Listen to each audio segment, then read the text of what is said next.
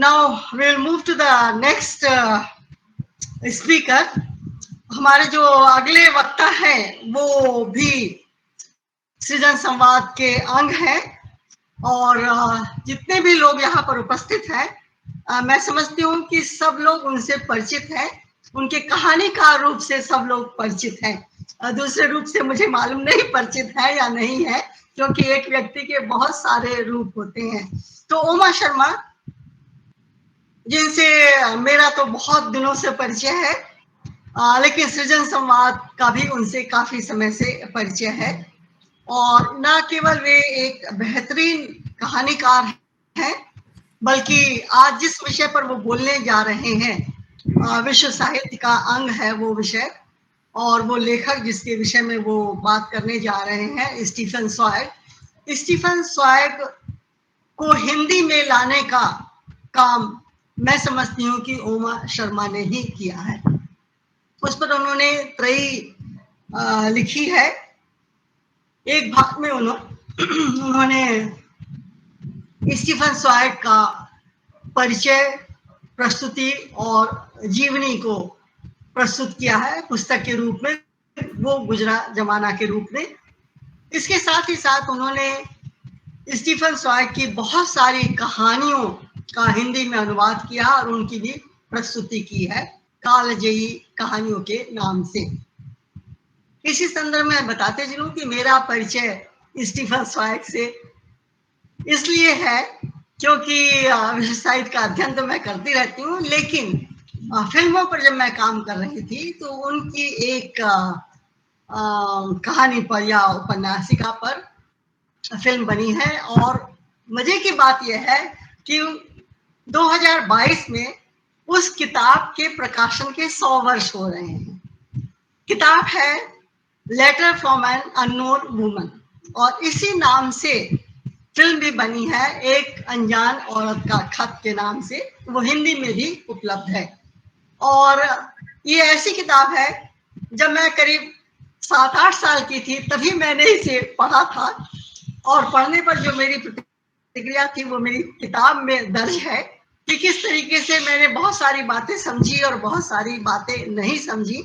एक अनजान औरत का खत मैंने अनुवाद में पढ़ा था, मूल में तो मैंने नहीं पढ़ा है, बाद में मैंने इंग्लिश में पढ़ा है। फिल्म भी मैंने इंग्लिश में देखी और फिल्म पर भी मैंने विस्तार से लिखा जो मेरी किताब में दर्ज है।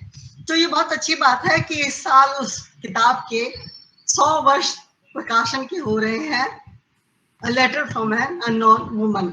और तीसरा काम जो बहुत कम लेखक करते हैं, अक्सर आप किसी विषय में, किसी लेखक के विषय में बहुत गहराई से जाना चाहते हैं तो हर शायद उससे संबंधित बहुत सारी जानकारी आप इकट्ठी करते हैं, उसके संबंध में बहुत कुछ पढ़ते हैं। मैं भी जिस लेखक के विषय में काम करती हूँ उसके विषय में खूब पढ़ती हूँ, कई बार मानचित्र रख करके उसके ऊपर विस्तार से उंगलियां फेर फेर के उसकी जानकारी प्राप्त करती हूँ। उस लेखक के देश, संस्कृति के विषय में जानना चाहती हूँ।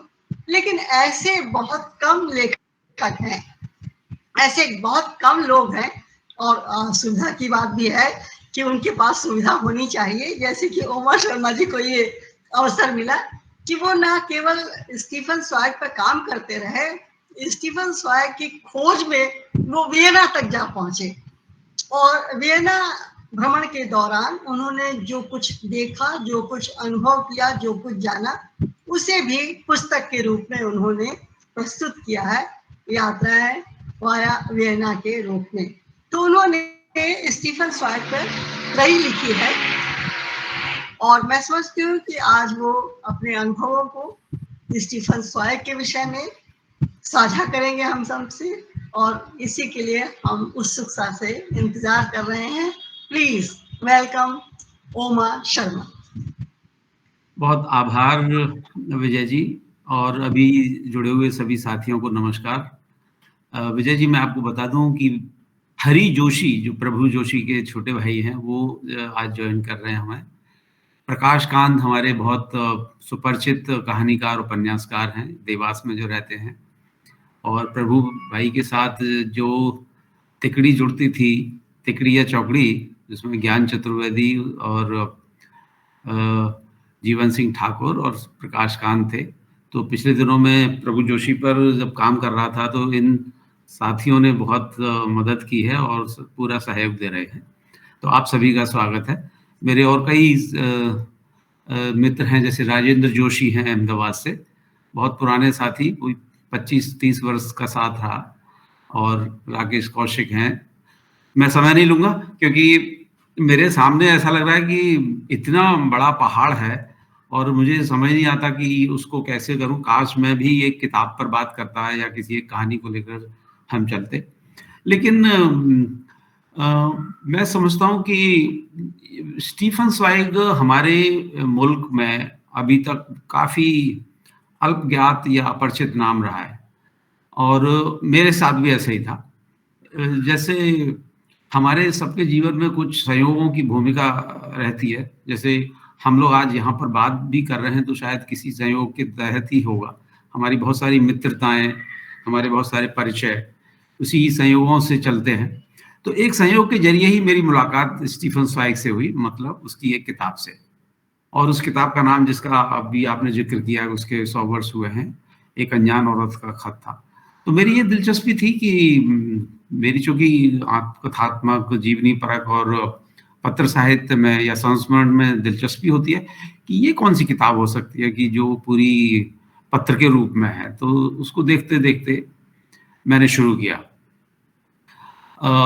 अगर साथियों को जरा ये लगे कि मैं करके बात कर रहा हूं तो उसको जरा जाने दें, ये थोड़ी सी एक सहूलियत हो जाती है बताने के लिए।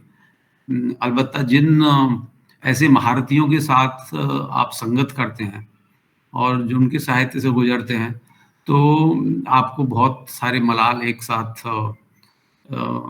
झेलने पड़ते हैं, जो आपके ही पैदा किए होते हैं, कि कितनी सुंदर दुनिया है, कितना बेहतरीन हमारे पास अतीत का पहले से ही उपलब्ध है, और हम उसके अभी बिल्कुल शतांश को भी नहीं जान पाते हैं, और शायद पूरा जीवन उसमें अगर हम निवेशित कर दें तब भी शायद कम पड़ जाए। तो ये संयोग था कि मैंने उस किताब को पढ़ा और मुझे लगा कि ये तो बहुत दिलचस्प किताब है। तो फिर धीरे धीरे मैं उसकी दूसरी कहानियों से जुड़ता गया, और फिर मुझे उसकी एक किताब मिली जो उस पुस्तकालय में करीब 40 या 50 वर्ष पहले आई थी, लेकिन अभी तक किसी ने इश्यू नहीं कराया था। मुझे और ताज्जुब हुआ कि आज तक इस लेखक को कोई क्यों नहीं जानता, क्या किसी ने सोचा नहीं होगा कि इसको पढ़ा जाए। वह उसकी आत्मकथा थी, और वो किताब इतनी पुरानी थी कि वो वहाँ का जो रेफरेंस सेक्शन है वहाँ पर ही उपलब्ध थी, मतलब आप बैठ के पढ़ सकते थे। आप समझिए कि करीब 400 पेज की किताब, रेफरेंस सेक्शन में आम कामकाजी लोग जो 1-2 घंटे आप दे सकते हैं सुबह शाम के, कैसे पढ़ेंगे। तो मैं जो बताने जा रहा हूँ वो ये कि किस तरह से एक लेखक अपने पाठक को भ्रष्ट करता है, कैसे संचालित करता है। तो मैंने उस किताब को, जिसका एक साक्षात्कार में मैंने जिक्र भी किया, मैंने कहा ये तो नहीं हो सकता कि किताब मेरे सामने हो और मैं उसे ना पढूं, और किताब चूंकि बाजार में उपलब्ध नहीं है, तो कुछ ऐसा किया जाए कि, तो मैं वहां पर गया किताब को लेके ऊपर फर्स्ट फ्लोर की लाइब्रेरी में, और अपनी शर्ट के 2 बटन खोल के उसको खोसा, और फिर अंदर चुपचाप अंदर से बाहर निकल आया। बाहर निकलते ही मैंने उन दिनों क्या था कि ये कंप्यूटर की इतनी सुविधाएं नहीं थी, चीज़ें पीडीएफ के रूप में उपलब्ध नहीं थी, जैसा आपकी हो गया। तो बहुत सारी किताबों में जो अच्छी पुस्तकालयों में भी हमने देखा, और मैंने बड़ी-बड़ी पुस्तकालयों में ये चीज़ देखी है कि किताबों के पन्ने फाड़ दिए जाते थे। मतलब जो आपको अच्छा लगता है, या कहीं उसको ऐसे अंडरलाइनिंग कर दिया जाता था, इतनी बार कर दिया जाता था कि वो पढ़ने में नहीं आता था। तो मैंने उसका ये काम किया कि मैंने उसकी फ़ोटोकॉपी कराई, जो कि सुविधा तब तक आ गई थी। और तब तक मैं कुछ कहानियाँ लिखी थी, अभी तक मेरा कोई संकलन नहीं आया था। तो मैंने जब उस किताब को पढ़ना शुरू किया, तो मेरी तो जैसे सिट्टी-पिट्टी गुम हो गई। मैंने सोचा कि कोई लेखक अपनी आत्मकथा इस तरह से लिख सकता है, अपने से इतना तटस्थ रहते हुए, अपने बारे में लगभग न बताते हुए, ये किस तरह की आत्मकथा है। और यही सिलसिला पूरी पुस्तक में चलता रहा। मतलब वो बात करता है अपने समकाल की, अपने समकालीनों की या अपने कला अनुभवों की। और इन्हीं के सहारे किताब इतनी रोचकता से बुनी हुई है कि फिर भी आपको छोड़ती नहीं है। मैंने उस किताब को लगातार 2-3 बार पढ़ा और मैंने तय किया कि इस किताब को हिंदी में आना चाहिए। तो तब तक मुझे तो कोई अनुवाद का ही अनुभव नहीं था, मैं साहित्य में भी नया ही था, मैं तो अर्थशास्त्र का विद्यार्थी रहा। कहानियाँ बस लिखनी शुरू की थी, लेकिन पता नहीं था कि क्या आगे होगा। तो उस किताब को फिर मैंने हाथ से लिखे करीब 700-800 पेज हुए जो, उसको 2-3 बार लिखा, क्योंकि तब तक कंप्यूटर भी उस तरह से उपलब्ध नहीं थे। तो उसका संयोग से या खुशनसीबी रही कि बहुत सारे पाठकों ने, लेखकों ने बहुत स्वागत किया कि ये इस तरह की चीज़ हमारे पास उपलब्ध है।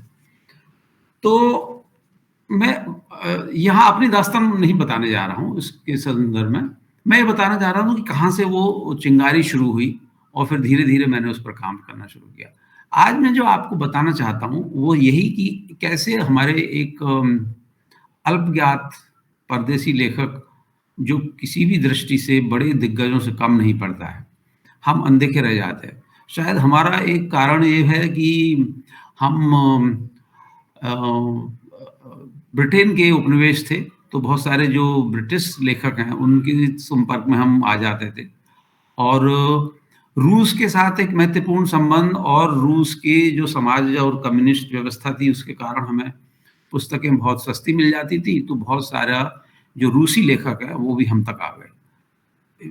अलावा इसके हमारे पास बहुत सारे बड़े लेखक इसी कारण अनजान रहे या हमसे अछूत रहे, क्योंकि या तो उनकी किताबें हमें नहीं उपलब्ध थी या हमको वो क्लास में नहीं पढ़ाया जाता था। तो जब इनको देखा तो मुझे पूरे जैसे यूरोप को देखने की एक नई खिड़की खुल गई। तो अभी तक हम यूरोप को सिर्फ इंग्लैंड और रूस समझते थे, लेकिन अब उसमें फ्रांस जुड़ गया, उसमें ऑस्ट्रिया जुड़ गया, उसमें जर्मनी जुड़ गया। उसी की मार्फत जैसे काफ्का, टॉमस मान, गेटे, मतलब आप एक से एक शुरू करें तो पता लगेगा कि वाकई दुनिया पहले से ही कितनी समृद्ध बनी हुई है, हम उसको नहीं जानते। तो ये हमारी कमी है। फिर से मैं थोड़ा सा बोलते बोलते अपनी रॉ में इधर उधर चला जाता हूँ, उसके लिए शायद माफ करें। लेकिन ये जो पूरा स्टीफन zweig का मामला है, ये बहुत सीधे ढंग से असल में कहा नहीं जा सकता। मैं आपको पहले उस लेखक का परिचय बताता हूँ मोटे तौर पर। एक तो ये है कि ये जनाब कहानियाँ लिखते थे और इन्होंने उपन्यास भी लिखे। उपन्यास इनके जीवन में जो जीते जी प्रकाशित हुआ, वो एक ही था, बिवेयर ऑफ पिटी के नाम से। लेकिन बाद में 2 उपन्यास और बरामद हुए, पोस्ट ऑफिस गर्ल और जर्नी इनटू द पास्ट। ये लगभग बहुत उम्दा कोटि के उपन्यास हैं, लेकिन इनको ऐसा लगा होगा कि जिस तरह से इनकी शोहरत थी, उसके मुकाबले ये थोड़े से 19 पढ़ते हैं, तो उन्होंने उसको नहीं प्रकाशित होने दिया। शोहरत के मामले में मैं आपको थोड़ा-सा बता दूँ कि 1922 में जब ये अनजान औरत का खत इनकी कहानी छपी थी, उस समय तो यूएनओ नहीं होता था, उसमें आईएलओ हुआ करता था। तो उसमें जो सर्वे हुआ पूरे विश्व के लेखकों का, उनमें ये पाया गया कि सबसे ज़्यादा जो दुनिया में अनुदित लेखक है, उसमें पहला नाम जो है स्टीफन zweig का है। ये 1922 की बात है और ये लगभग सिलसिला बरसों तक चलता रहा। नंबर 1 ना सही तो जिसे कहें ना कि दूसरे तीसरे। ये हाल था कि और इसका जिक्र मैं उस किताब के कुछ अंश आपके साथ शेयर करूँगा कि किस तरह से ये मूल जर्मन में लिखते थे, हालांकि इनको यूरोप की दूसरी भाषाएं भी आती थी, खासतौर से फ्रेंच। लेकिन जर्मन में लिखने के साथ साथ ही इनकी करीब 40 भाषाओं में एक साथ अनुवाद शुरू हो जाते थे।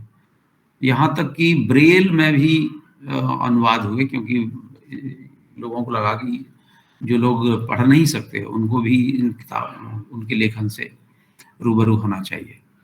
तो ये इस तरह से चला। तो एक तो इनकी कहानियां हैं और कहानियों पर बहुत विस्तार से मैं बात करने का शायद अवकाश ना हो, लेकिन बहुत 2-4 चीज़ें ज़रूर बताऊँगा। अब जैसे जिस तरह की कहानियाँ उन्होंने लिखी हैं, आप ये देखिए कि इस तरह का लेखन आज भी विश्व साहित्य में लगभग अनुपलब्ध है। अपनी ऐसी जगह बनाना, ऐ ऐसी चीज़ों को पकड़ के कहानी लिखना और इस अदा से लिखना कि पाठक उससे साँस लेना मुश्किल हो जाए उसका, मतलब वो छोड़ ना पाए। तो ऐसी-ऐसी कहानियाँ हैं जिसमें जैसे एक अनजान औरत का खत है। अब उस कहानी का आप वो देखें इस प्रस्थान बिंदु, तो प्रस्थान बिंदु है कि एक स्त्री है और उसका करीब 8-9 साल का बच्चा है और उसकी मृत्यु हो गई है। वो उसकी लाश सामने पड़ी हुई है और उसके सामने बैठकर वो एक अपने प्रेमी को पत्र लिख रही है। वो प्रेमी जो वास्तव में उसके पुत्र का पिता है। और वो प्रेमी एक लेखक है और उसके साथ उसके ऐसे संबंध रहे कि उस मतलब आते-जाते जो उसको ये भी नहीं पता कि ये वास्तव में मतलब जो पिता है कि वास्तव में ये उसका पुत्र रहा होगा। वह बहुत सारे लोगों से मिलता-जुलता रहा होगा, बहुत सारे तो ऐसे तो वो ये अनजान औरत हो गई उसके लिए। अब ये पत्र लिख रही है, तो पूरा जीवन कैसे उसके साथ उसने बताया कि कैसे मैं मिली, तुम्हारे पड़ोस में कैसे रहती थी, हमारी कैसे मुलाकात हुई और कैसे तुम मुझे नहीं देखते थे और कैसे मैं छुप-छुप के बार-बार तुम्हारे घर के आगे उस हवा को महसूस करने आती रही, तरह-तरह की। आप ये चीज़ देखें कि आप सोचेंगे कि ऐसा तो पत्र बहुत भावुक, बहुत विगलित करने वाला हो सकता है कि ये किस तरह का पत्र होगा, बार-बार रोना-धोना मचेगा। बिल्कुल नहीं। यही पूरा जैसे एक लेखक की कला का हिस्सा है कि कैसे बिना कुछ सोचे ही आज पाठक उसके साथ जुड़ जाता है तो और जो चीज़ बहुत असामान्य यथार्थ के रूप में दिख रही है, वो वास्तव में उसका एक भागीदार हो जाता है। ये असामान्य स्थितियों को लेकर जो कथा रचने की कला है, ये बिल्कुल अद्भुत कला मुझे बहुत कम लेखकों में मिलती है। अब जैसे एक और कहानी का नाम लें तो जैसे है अदृश्य संग्रह। उसमें जिस पर शायद छोटी-मोटी कई फ़िल्में बन चुकी हैं। फ़िल्में तो लगभग सभी कहानियों पर बनी हैं और सभी भाषाओं में बनी हैं और कई बार तो एक ही भाषा में कई दूसरी बार, तीसरी बार भी बनी है। तो उसमें एक व्यक्ति अंधा है और वो कभी चित्रकारियों का संग्राहक रहा है। अब ये हुआ है कि जर्मनी में जो महँगाई का दौर था पहले विश्व युद्ध के बाद, उसमें उसके परिजनों ने उससे महँगाई की मार को झेलते हुए उसकी सारी चित्रकारियाँ बेच दी हैं और उनकी जगह खाली फ्रेम खड़े कर दिए हैं, जिससे कि उस संग्रह को ये मुग़ालता बना रहे कि उसके यहाँ अ, उसकी चित्रकारियाँ बची हुई हैं। क्योंकि वो देख नहीं सकता और पूरा उसने एक आवेग के साथ उनको संग्रहित किया है। तो यहाँ से आप जैसे आप देखें कि कहाँ से शुरू होती है और बहुत सारे सबसे बड़ा तो पक्ष यही होता है कि वो जितनी चीज़ें हमें बाहर दिखती हैं, उससे ही ज़्यादा वो मन के भीतर चलती है। यानी वो जैसे पूरा मन का उत्खनन करता है। एक मनोवैज्ञानिक विश्लेषण, एक ऐसा विश्लेषण जो आपको लगभग हाथ पकड़ के चलता रहे। इसी तरह से एक और अगर खूबी उसकी कहानियों की बताएँ, तो जैसे एक है कि वो हम कभी भी विजेता के साथ नहीं खड़ा होगा। विजेता उसके लिए बहुत रोचक विषय नहीं है। उसके लिए हारे हुए लोग मतलब पद्दलित, जो जीवन में बहुत सताए हुए हैं और ये तो उनकी पीड़ा को उजागर करना यहाँ मैं बतला दूँ कि ये बताते हुए कहीं ये आप ना समझें कि वो कोई वामपंथी लेखक है, बिल्कुल नहीं। बल्कि उसके लेखन का अगर सबसे आकर्षक पहलू मुझे जो लगा, पूरे लेखन का और उसके जीवन का, तो ये है कि वो एक स्वतंत्र चेता लेखक है। उसकी कहानियों में आपको कभी उस तरह का इधर-उधर का रुझान नहीं मिलेगा। अगर कुछ मिलेगा, तो सिर्फ़ उस मानवीय पक्ष जो उस जीवन के हो सकते हैं, जो और उसमें भी कोई नैतिकता का मामला नहीं आएगा। यानी बहुत सारी चीजें जो हम जीवन में स्वीकार नहीं कर पाते और लेकिन भीतर से जानते हैं, ये लगभग वहां पर उनकी स्वीकारोक्ति के भीतर ले जाता है। तो जैसे इसकी 20 साल की उम्र में एक कहानी आई थी, द लूजर। अब 20 साल में तब इन्होंने कहानी लिखना भी शुरू नहीं किया था, ज्यादातर तो कविताएं ही लिखते थे शुरू के उन दिनों में, और एक कवि के रूप में इनकी एक अच्छी पहचान बन गई थी। लेकिन आप उस कहानी को देखें तो वो एक ऐसे छात्र की कहानी है जो कई बार फेल हो चुका है और उम्र में भी बड़ा हो गया है। तो क्लास में जाता है तो न सिर्फ उसके सहयोगी साथी उसको अजीब तरह से देखते हैं, बल्कि जैसा हमेशा होता रहा है, अध्यापक तक उसको देखते हैं कि जैसे ये फेलियर है, उस तरह से। अब उसके जीवन को कैसे रेखांकित करें, ये कैसे कहानी का मुद्दा बनाए, ये एक, मैं सोचता हूँ कि एक बड़ी कलात्मक चुनौती है और हर लेखक को का ये वश में भी नहीं होता कि उनको हम टच कर सकें। ऐसी असामान्य स्थितियों की जैसे एक कहानी में उस और बताना चाहूंगा, वो होगी स्टार अबव द फॉरेस्ट। ये कहानी का नाम मैं अभी इंग्लिश में इसलिए बता रहा हूँ कि बहुत सारी कहानियों के अनुवाद नहीं हुए। मैंने कुछ कहानियों को लिया, लेकिन एक किताब से जैसे उसका क्या गुजारा होगा, मैंने अपनी तरह से 7-8 कहानियों का चयन किया, लेकिन उसके बाद तो 40-50 कहानियां तो हैं ही। और जर्मनी में और पूरे यूरोप में उन दिनों, जैसे आपने काफका के या थॉमस मान के संदर्भ में भी देखा होगा, कि कहानी विधा उतनी प्रचलित नहीं थी जितनी थी नॉवेला की। नॉवेला मतलब जो 70-80-100 पेज जैसा, जैसे अभी जापानीज उपन्यास के बारे में हमने देखा कि वो भी एक छोटा उपन्यास, लघु उपन्यास, और ये एक विधा बहुत प्रचलित थी। हमारे यहाँ भी जैसे लंबी कहानी और लघु उपन्यास उसी तरह से काफी चलन में आए, लेकिन जिस तरह से वो जर्मनी और उसमें हमें मिलती हैं कहानी, उस तरह से यहाँ पर नहीं आया। तो ये इनकी ज्यादातर कहानियां एक लंबे वितान की है, मतलब वो आप खाली कथा रस के लिए आप वहां नहीं चलते। उसकी मार्फत जो लेखक मन के कोनों अंतरों को, जीवन को, उसके आसपास को, उसके संक्रमण को, उसकी वेदना को, उसके संघर्ष को, और सब कुछ के बीच भी फिर भी एक कथा को। कहानी के संदर्भ में मैं एक और कहानी का जिक्र करूंगा, उसका नाम है बर्निंग सीक्रेट, और मैंने इसको बर्निंग सीक्रेट के नाम से ही अनुदित किया। बर्निंग सीक्रेट है एक 12 साल के बच्चे की कथा। एक ऐसा बच्चा जो अपनी माँ के साथ छुट्टियां बिताने गया है, लेकिन माँ के किसी पर पुरुष के साथ जो संबंध बन रहे हैं उनको देखने की नजर है। मतलब उसको दुनिया का बहुत कुछ नहीं पता, उसे नैतिकता अनैतिकता का बहुत ज्यादा कुछ नहीं पता, लेकिन उसे ये पता है कि क्या सही है और क्या सही नहीं है। और ये उसके तो पापा हैं, मम्मी यहाँ आई हुई है, तो ये क्या हो रहा है कि मम्मी बार बार उस अंकल से मिल रही है, और पहले तो वो अंकल उसको फिर फुसलाते हैं जो कि एक अमीर आदमी है, लेकिन धीरे धीरे से पता लगता है कि नहीं, अंकल तो उसकी माँ पर पूरा कब्जा कर रहा है। तो यहाँ से उसका एक भ्रम टूटता है कि ये व्यक्ति ठीक नहीं है, क्योंकि उसकी जो माँ के ऊपर उसका एकाधिकार है, जैसे वो टूट रहा है। यहाँ पर भी उसका ये नहीं है कि उसको कोई कुछ अनैतिक माँ कर रही है।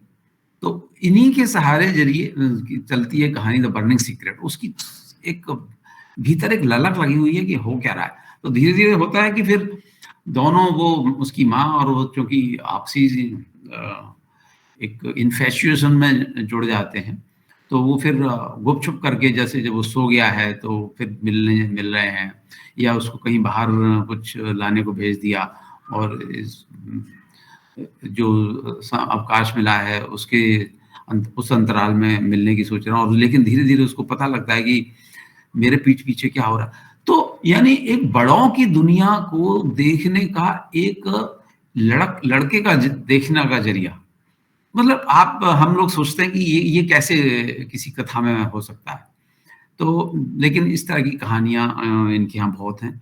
खेल शतरंज का इसी तरह से कहानी है। एक और कहानी है अमोक, जिसका बदहवास के नाम से मैंने अनुवाद किया। ऐसी कहानी है एक लाइब्रेरी में काम करने वाले व्यक्ति की, जो जो किताबों का बहुत दिनों से डीलर रहा है, जिसको पता होता है कौन सी किताब किस वर्ष आई थी और उसका कवर कैसा था। तो लाइब्रेरी में पढ़ने आते हैं और लेकिन उनको किताब नहीं मिलती, तो वो पूछते हैं और वो उसके मन के पटल पर ही सारी किताबों के जैसे नक्शे बने हुए हैं। एक ऐसा विरल व्यक्ति, लेकिन किस तरह से एक किताबों की दुनिया में रमा हुआ व्यक्ति अपने वास्तविक जीवन में, और वास्तविक जीवन उस समय का इस तरह का है जो एक यूरोप में जो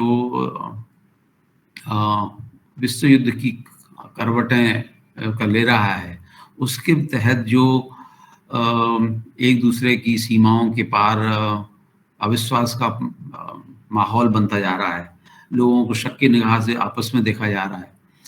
पहले यूरोप एक मिला जुला प्रदेश था, सब लोग बिना पासपोर्ट या उसके जाते थे, सब जैसे जैसे जैसे काफ्का जर्मन था लेकिन दूसरी जगह रहता। पहले यूरोप उस तरह से यूरोप था भी नहीं, मतलब जब तक रोमन एम्पायर या हैब्सबर्ग एम्पायर अगर हम बात करें तो ये छोटी छोटी अलग चीजें हैं थी, और एक बड़ा प्रदेश था अलग अलग भाषाओं को लेते हुए भी। तो इस तरह जब हम इनकी कहानियों पर जाते हैं तो मुझे मतलब जैसे चेखव की अपनी जगह है, काफ्का की अपनी जगह है, लेकिन जिस तरह का एक मानसिक चित्रण, मानसिक झंझावात स्टीफन zweig की कहानियों में मिलता है, वो उसका मुझे कोई दूसरा सानी नहीं मिला।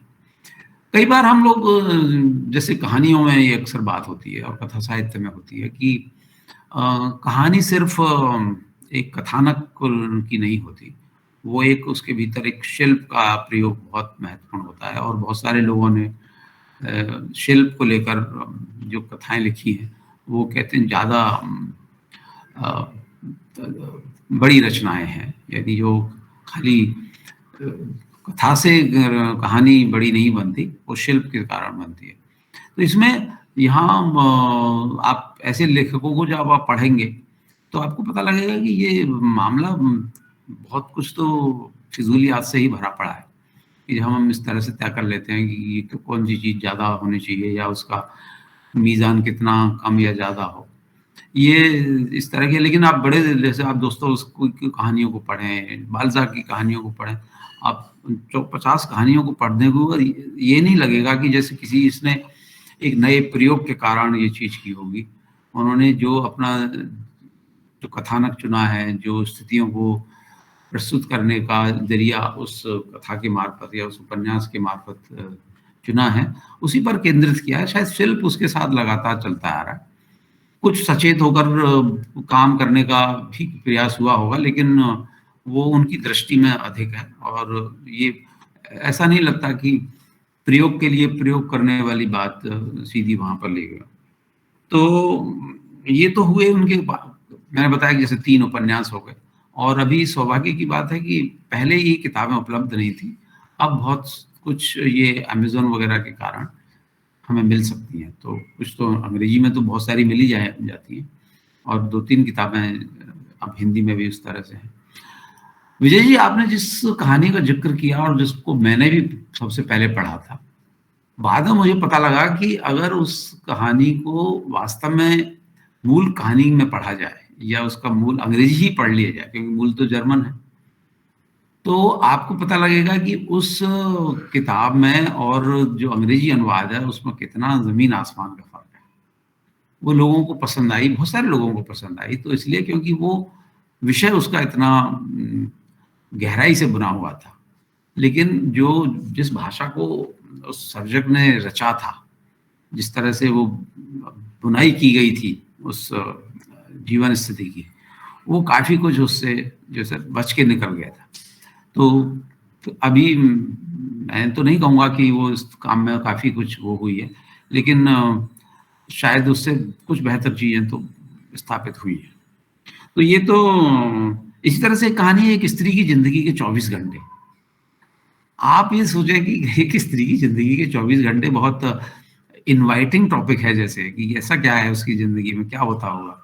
लेकिन 50-60 पेज में फैली ये कहानी जैसे आपकी सारी चेतना को उलट देती है। कि एक बहुत दिलचस्प चीज़ जो मुझे स्टीफन zweig की कहानियों में लगती है कि वह किसी भी मानवीय स्थिति को अनदेखा नहीं करता है।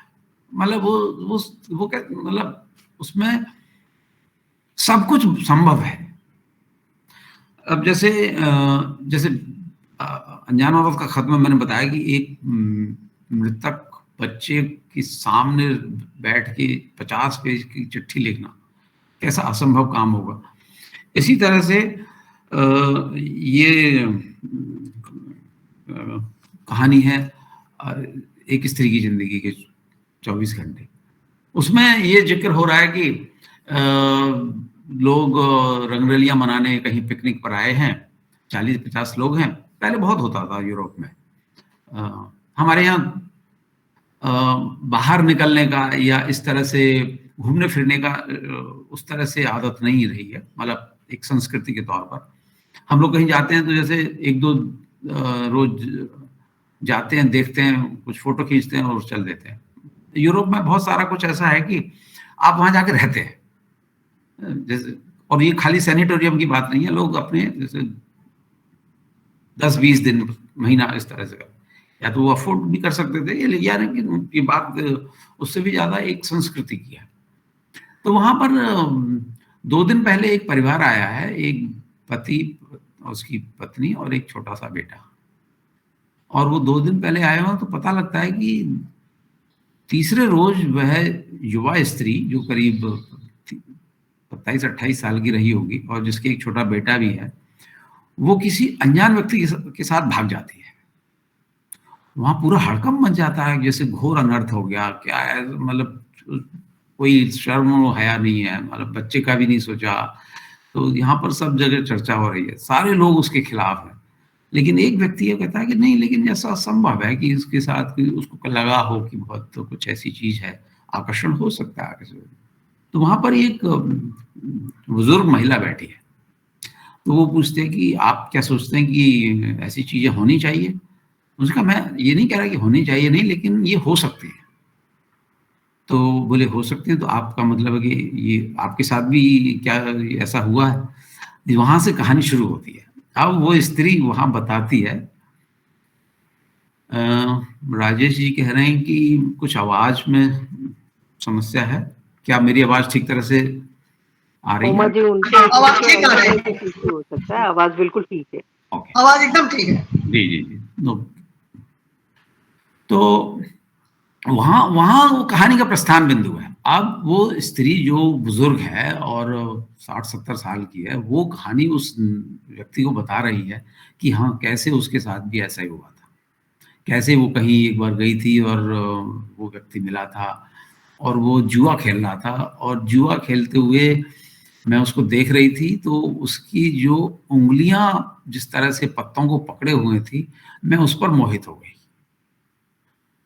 अब देखिए ये यहाँ पर ये लगेगा कि ये क्या बात हुई, ये ऐसा कोई। लेकिन मैंने जैसा कहा ना कि यहाँ किसी पर भी कोई ये पर्दादारी नहीं है या कोई विषय की पाबंदी नहीं है कि ये विषय नहीं हो सकता। बात वही है कि वो किस तरह से निभाया गया है।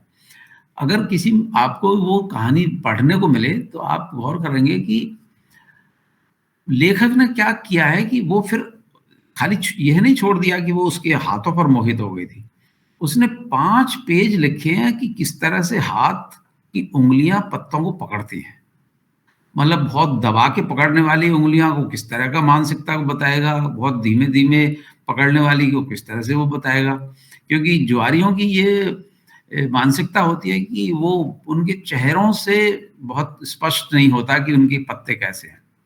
तो कहाँ से स्पष्ट होगा? तो बताया कि नहीं, जो कार्ड पकड़ने के अंदाज में उस जो मन की स्थिति है उसकी, कि बहुत उत्साही है, बहुत दुखी है, वो सारे प्रकट, यानी ये मन का ताल्लुक है पढ़ने का, वो उंगलियों के जरिए प्रस्तावित हुआ है। और उसको करने का 5 जो प्रश्न वहां पर वो लिखे गए हैं, वो भी आप बिल्कुल धुकधुकी लगा के पढ़ते हैं। तो ये उसकी एक लेखक की कला है। मैं सोचता हूँ कि अब मैं और उपन्यास के बारे में मैंने बताया, बीवेयर ऑफ पिटी बहुत एक बड़ा उपन्यास है और बाकी 2 छोटे उपन्यास हैं। छोटे मतलब एक करीब 200 पेज का और एक करीब 100 पेज का।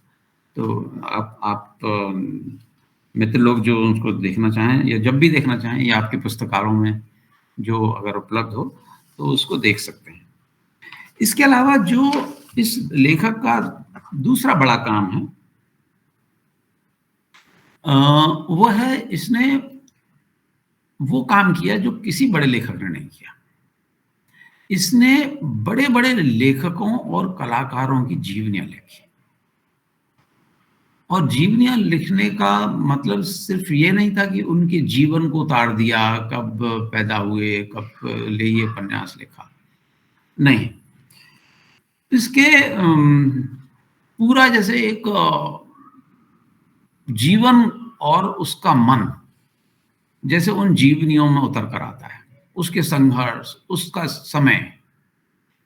जैसे सबसे पहले जो जीवनी लिखी इन्होंने, वेरहारन एक बेल्जियम लेखक था, जो जब ये कॉलेज में ही पढ़ रहे थे, तो इनको वेरहारन। एक और चीज़ मैं बता दूँ पहले कि स्टीफन zweig बहुत कुछ हमारे रवीन्द्रनाथ टैगोर के करीब पढ़ते हैं। इन्होंने कभी भी देशभक्ति के रूप में अपने को नहीं माना, देखा। हालाँकि बहुत एक अल्पसंख्यक समुदाय यहूदी से आते थे और बहुत समृद्ध थे, लेकिन ये कभी भी ना अपने को अल्पसंख्यक मानते थे और ना ही किसी देश की सीमा में रह के। उन्होंने कहा कि कलाकार और साहित्य कभी हमें संकुचित नहीं करता, ये हमें एक बड़ा वितान देता है। तो कभी ये मतलब इस तरह से नहीं कि मैं अगर लिखूँगा तो पहले जो हमारे कोई ऑस्ट्रियन लेखक हैं या जर्मन लेखक हैं, उनके बारे में पहले बताऊँगा, या दूसरा ये होगा कि भाई तुम अपने लोगों के लिए क्या कर रहे हो। जैसे हमारे बहुत सारे मित्र हमसे ये अपेक्षा करते हैं कि दुनिया, जैसे विजय जी पर तो ये इल्ज़ाम खूब लगता होगा कि दूसरों नोबेल पुरस्कार वालों को तो आप करते रहते हैं, लेकिन हमारे यहाँ के जो हीरे नगीने पड़े हुए हैं, उनका आप कुछ नहीं करते। ये तो बहुत गलत बात है। तो ये इस तरह की चीज़ें बिल्कुल इनके ज़हन में नहीं थी। तो सबसे पहले जो जीवनी इन्होंने लिखी वो वेरहारन एक बेल्जियम कवि थे, जबकि बेल्जियम में भी उनको ज़्यादा लोग नहीं जानते थे और इन्होंने उसका जर्मन में अनुवाद करके पूरे काफ़ी यूरोपीय समुदाय में तो खास तौर से, और ये जो जर्मन समुदाय में विशेषकर। यहाँ मैं जो अगर इनकी जीवनी लिखने की कला को बहुत संक्षेप में बताऊँ, तो इनका ये होता था कि एक जीवनी खाली जीवन नहीं होता। एक लेखक को या किसी कलाकार को अगर आप समझना चाहते हैं, तो उसके 3 पहलुओं को आपको अवश्य देखना पड़ेगा। एक तो पहलू वो जो उसके लिखे के ज़रिए, मैं लेखक के तौर पे बात करूँ पहले, जो उसके लेखन के ज़रिए आ रहा है। इसके साथ दूसरा होगा जो उसके जीवन के ज़रिए आ रहा है। मतलब लेखक, कवि जिन जीवन स्थितियों में रह रहा है, वह भी उसके लेखन पर परछाई डालती हैं, और उसके लेखन को हम तभी और अच्छा समझ सकते हैं यदि हम उसके निजी जीवन को भी अगर हम टटोल सकें। और तीसरा पहलू है कि इन दोनों के बीच में, यानी जो लिखा जा रहा है और जो जीवन जी रहा है, इन दोनों के बीच में कितना सामंजस्य है या कितनी फाँक है। तो इन तीनों पहलुओं को जब आप मिला के चलेंगे, तब आप उस लेखक को, उस कलाकार को एक समग्रता तो नहीं कहेंगे, लेकिन पर्याप्त व्यापक नज़रिए से देख सकते हैं। तो यही लगातार सिलसिला है इनको। और ध्यान रखिए कि ये देखने का नज़रिया इन्होंने विकसित कर लिया था अपनी करीब 22-23 वर्ष की उम्र में। तो ऐसा लगता है कि जिस तरह की जीवनियाँ इन्होंने लिखी हैं, मैं आपको पहले उनका मोटा-मोटा बताता हूँ कि कौन-कौन सी जीवनियाँ किस पे लिखी हैं। इन्होंने बाल्ज़ाक की जीवनी लिखी है। बाल्ज़ाक की इन्होंने बल्कि 2 जीवनियाँ लिखी हैं। एक बाल्ज़ाक जो उनकी एक पहली त्रयी का हिस्सा है, और एक जिसे बोलते थे बाद में बिग बाल्ज़ाक। बिग बाल्ज़ाक मतलब जो बाल्ज़ाक पर 400 पृष्ठ की किताब आई। उसमें जो इन्होंने लगभग 10 वर्ष उस पर काम करते रहे, और हुआ तो ये कि किताब इनके जीते जी पूरी नहीं हुई। जब 1942 में इनकी मृत्यु हुई, तो वो किताब उसके मरणोपरांत छपी, कुछ कहानियों की तरह, कुछ और उपन्यासों की तरह। लेकिन वो काम कितना विशाल है, और बाल्ज़ाक को अगर पूरी समग्रता में अगर कोई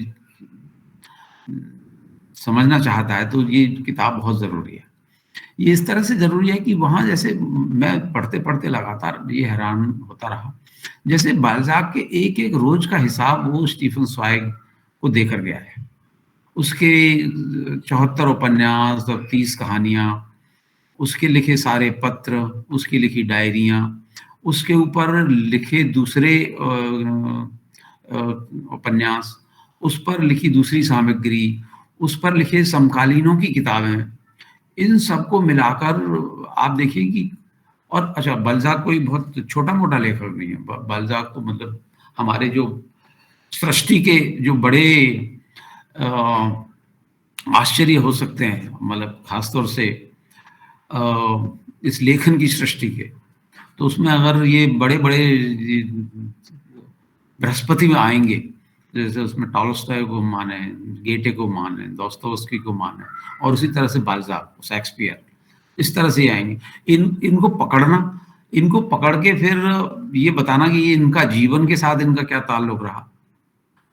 तो और फिर इनका जीवन और रचनाओं में कैसे दोनों की परछाइयाँ दिखती हैं। तो इस तरह से इन्होंने बाल्ज़ाक से शुरू किया। फिर बाल्ज़ाक, डिकन्स और दोस्तोयेवस्की तीनों को मिलाकर एक किताब है। और please switch off your mic. आराम से अपना माइक बंद कीजिए। हाँ, अभी ठीक, शुक्रिया। तो अब जैसे दोस्तोयेवस्की पर भी जब ये कॉलेज में पढ़ रहे थे, तब किसी साहित्य चर्चा में किसी ने नाम ले लिया दोस्तोयेवस्की और उसके इडियट उपन्यास का, तो इनको तो पता नहीं था कुछ। तो ये जब उस दुनिया में घुसे तो फिर इनको लगा यार मैं क्या कर रहा हूँ, मैं तो जो अपने इधर-उधर की तारीफ़ें मेरी होती रहती हैं, इतना ज़्यादा कितना मैं उसके लिए अयोग्य हूँ, तो भी सारा काम दोस्तोयेवस्की पर करने लगे। दोस्तोयेवस्की पर भी इन्होंने करीब 1000 पृष्ठों की जीवनी लिखी थी, और जो काटते-काटते फिर इस तरह का हिस्सा बनी, तो करीब 130 पेज में इन्होंने रिड्यूस कर दिया। आप कभी भी जैसे इन लेखकों को ऐसा है कि ये कोई विनम्रता नहीं है कि इन लेखकों को आप 1, 2 या 4, 5 दफ़ा पढ़ के नहीं समझ सकते, या पूरा तो कभी नहीं समझ सकते। ये ऐसे मतलब एक हाथी को पकड़ने की सी कोशिश है। लेकिन एक दृष्टि संपन्न जीवनीकार जब उसके कुछ बारीक चीज़ों को बताता है आपसे, तो उसके शायद मेरे ख्याल से उनको समझने में हमें बहुत मदद मिलती है, क्योंकि कोई बड़ा लेखक भी इस तरह से करता है। और पढ़ने में और फिर अपनी राय बनाना, तो खैर उसके लिए तो आप स्वतंत्र रहेंगे, लेकिन इस तरह से कोई जैसे मदद मिल जाती है, तो इसी तरह से डिकन्स, तो इनको आधार बनाकर इन्होंने पहली ये जीवनी की इनकी श्रृंखला है, मतलब त्रयियों की श्रृंखला में करीब 4 किताबें आई हैं। उसमें ये पहली किताब थी, उन्होंने 3 भारतीय श्रृंखला नाम था इन्होंने, मतलब वर्ल्ड लिटरेचर पर इन्होंने पहली किताब जो 1919 में आई, वो बाल्ज़ाक, डिकन्स और दोस्तोयेवस्की को लेकर थी। यहाँ जो मैं पहली बार जिसका जिक्र कर रहा था, इसमें आप देखिए कोई भी ऑस्ट्रियन नाम नहीं है, कोई भी जर्मन नाम नहीं है। इनका मकसद था कि जहाँ से मुझे जो मैं बिंब लेकर चल रहा हूँ, मतलब ऐसे लेखकों का चयन जो एक अपनी पूरे समग्र लेखन में अपनी एक दुनिया रचते हैं, और वैसी दुनिया जिसके अपने ही कायदे कानून हैं। जैसे कहते हैं कि उनका अपना एक गुरुत्वाकर्षण बल काम करता है उसमें। तो इस तरह से वहाँ पर चला, तो वो उनके जीवन, अब जैसे डिकन्स पर लिखते हुए जैसे पूरे जो विक्टोरियन समय है, उसके बीच में जैसे उन्होंने डिकन्स की किताबों को, डिकन्स के जीवन को रखा, और कैसे वो एक कम उम्र में उन्होंने लिखना शुरू किया, कैसे जेल के भीतर भी एक बच्चे की तरह गुजर रहे, और वहाँ पर क्या उनकी जीवन था, कैसे वहाँ का बिताया जीवन कभी इस किताब में तो कभी दूसरी किताब में निकल कर आता है। ये सब चीज़ों को उसके दूसरी किताब जो इस श्रृंखला में आई उसका नाम है शैतान से संघर्ष। ये किताब है स्ट्रगल विद डेमन। ये किताब है जो मेरे पास अभी किताब के रूप में उपलब्ध है, अन्यथा मैंने इस किताब को हासिल किया था फोटोकॉपी के रूप में। और मैं आपको बता दूं कि मेरे पास उसकी जो लगभग सारी किताबें तो हैं ही, उन किताबों को हासिल करने की भी एक अलग कहानी होगी। मैंने जैसे अभी बताया कि किताब को मैं लगभग चुरा के लाया लाइब्रेरी से।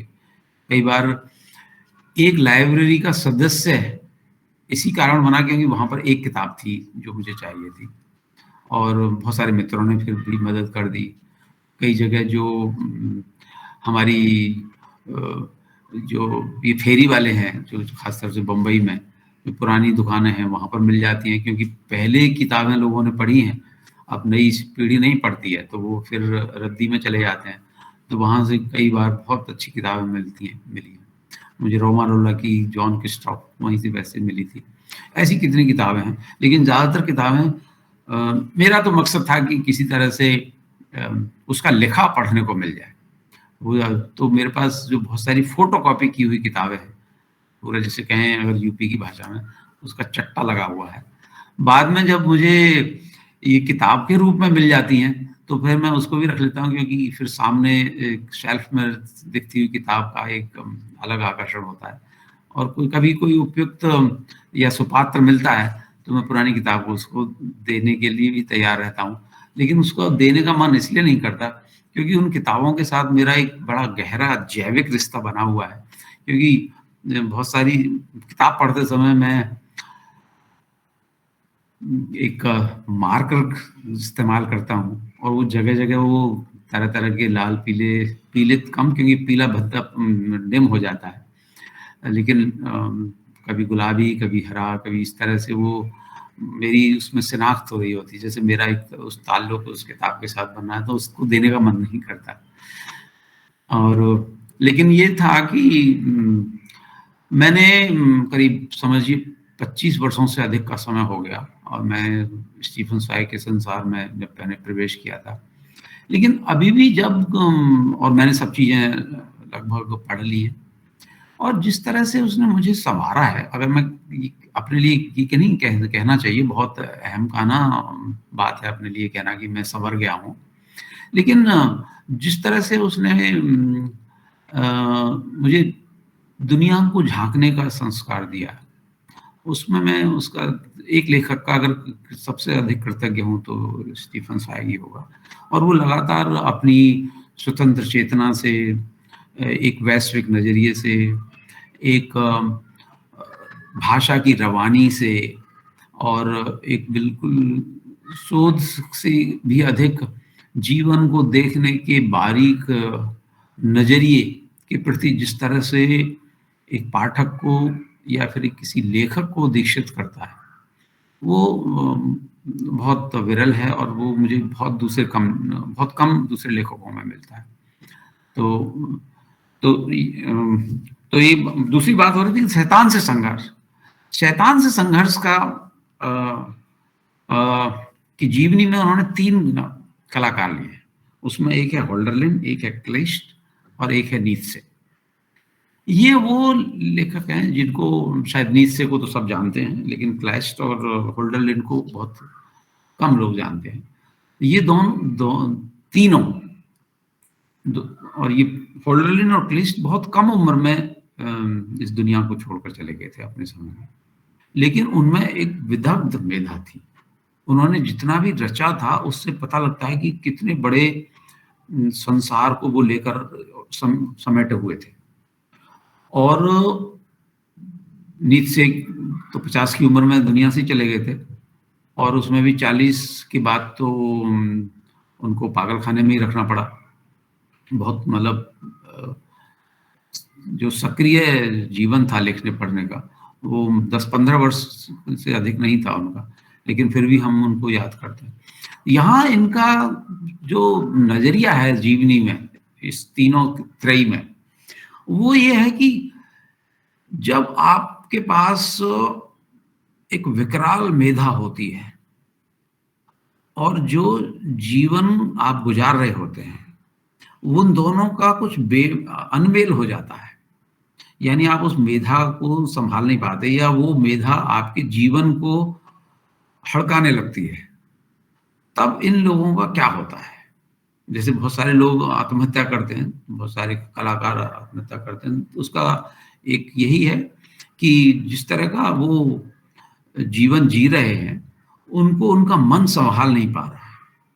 मतलब अगर आपके भीतर अधिक धैर्य हो, या कुछ दूसरी चीजें हैं, तो आप बहुत सारी चीजें से निकल जाते हैं। कोई एक ही दुख लोगों को अलग अलग तरह से प्रभावित करता है।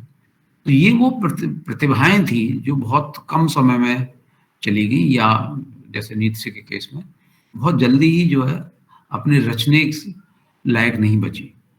बहुत कम लेखक होंगे ऐसे, जैसे गेटे का सबसे बड़ा उदाहरण दिया जाता है। संयोग से आज गेटे का जन्मदिन है, 28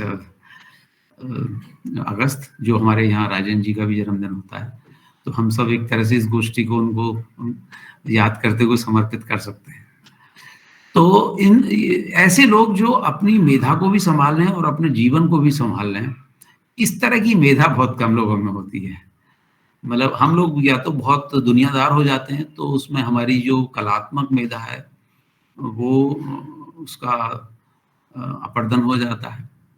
और अगर हम अपनी कला पर ही केंद्रित रहते हैं, तो जैसे जीवन हमसे छूट चुका होता है, तो फिर वो हमें वो भी कहीं ना कहीं नहीं छोड़ती है। तो कई बार ये जैसे तलवार की धार है, कि आपको थोड़ी देर जीवन में भी रहना है और उनके बीच एक साम्य बना रहे। लेकिन जो दिलचस्प बात यह है कि किस तरह से एक आदमी उनको पकड़ने की कोशिश करता है। उन्होंने चरित्र अपनी तरफ से चुने हैं और उनके जीवन में इस तरह से चीजों को देखने का एक जीवट उठाया है कि ऐसी चीजों को भी किसी जीवनी में आना चाहिए।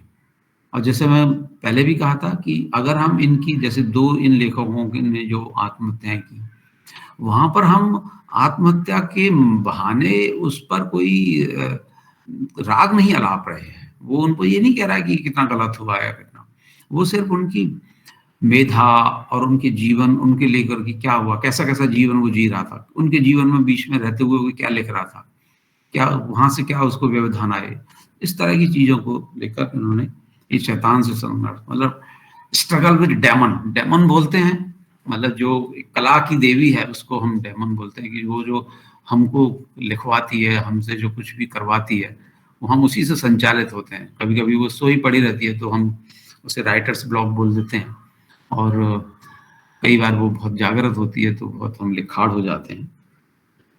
इसी तरह से एक और अगली कड़ी में इन्होंने कैसानोवा, स्टेंडहल और टॉल्स्टॉय, इनकी जीवनियों की एक श्रृंखला तैयार की। अब स्टेंडहल तो शायद कम लोग जानते हो, लेकिन फिर भी जानते हैं कि एक फ्रांसीसी उपन्यासकार थे। टॉल्स्टॉय को सभी जानते हैं, लेकिन जब आप स्टीफन zweig की मार्फत टॉल्स्टॉय को जानेंगे तो आपको लगेगा कि मैं अभी तक टॉल्स्टॉय को नहीं जानता था या जानती थी। आप उनको देखेंगे। और कैसानोवा की तो हम लोग कल्पना ही नहीं कर सकते कि इन दोनों के बीच, स्टैंडहल और टॉल्स्टॉय के बीच कैसानोवा कहाँ से आ गया। कैसानोवा की छवि आप सब लोग जानते हैं। कैसानोवा क्या था? एक औरतबाज, एक जाहिर औरतबाज, पतनशील व्यक्ति, और उसको स्टीफन zweig उठा रहा है और उठा के सीधा स्टैंडहल और टॉल्स्टॉय के बीच में रख दे रहा है। तो भाई मैं बता दूं, स्टैंडहल ने बहुत सारी किताबें भी लिखी हैं और उन्होंने अपनी किताबें अपने जीवन से प्रेरित होकर लिखी। तो यहाँ इस श्रृंखला में अगर उन्होंने स्टैंडहल के साथ और टॉल्स्टॉय के साथ उसको लिया, तो इनका एक बड़ा जो बिंदु है पकड़ने का, वो ये था कि वो कौन लोग हैं जो अपने रचे में, अपने लिखे में पूरा का पूरा अपना जीवन उतारते हैं, मतलब जो बेसिकली आत्मपरक होते हैं। वो कहते हैं कि टॉल्स्टॉय ने, जैसे अन्ना करेनिना या कुछ जिसने भी संदर्भ, सब उपन्यास हैं। जैसे टॉल्स्टॉय के बारे में आप जानते होंगे, उन्होंने शुरुआत अपनी आत्मकथा से की। उन्होंने 3 वॉल्यूम में आत्मकथा लिखी, जो उनकी 20s के लिए लिखावट है, मतलब 20 में कौन आत्मकथा लिखता है। लेकिन टॉल्स्टॉय ने अपने जीवन की शुरुआत उस तरह से की। तो इन्होंने, स्टीफन zweig का कहना था कि ये कुछ लेखक ऐसे हैं, और ये वैसे तो सब लोगों के लिए तैयार बात होती है कि हम कुछ अपना रचते हैं, कुछ हम बाहर से उठाते हैं। तो कभी हम बाहर को उठाए हुए को अपना तरह से प्रस्तुत कर देते हैं, कभी अपने को दूसरों के नाम से कर देते हैं। यानी आत्मपरकता के सूत्र हम सभी लेखकों के साथ होते हैं। लेकिन जब इन सब के जीवन को आप मिलाकर देखें तो वो आपको लगेगा कि ये कितना सच है, कितना। तो उन्होंने कहा कि नहीं, सब सारी जो आत्मगत चीजें हैं वो एक सी ही नहीं होती। वैसे तो हर व्यक्ति सोता है, जागता है, खाना पीना खाता है, कुछ रोजगार करता है, लेकिन ये उसके जीवन के कोई पहलू नहीं है। मतलब जहां एक सोच के स्तर पर वो जीता है, वहां से हमको उसको देखना पड़ेगा, और फिर वो सोच किस तरह से उसके जीवन के साथ मेल खाती है या बेमेल रहती है। तो और इसका एक कोई तयशुदा पैमाना नहीं है। हमको इसकी भी जैसे एक सीढ़ियां बनानी पड़ेंगी। एक है जहां पर आप पूरा का पूरा अपना जीवन उठाते हैं और हूबहू से बहा देते हैं रचनाओं में।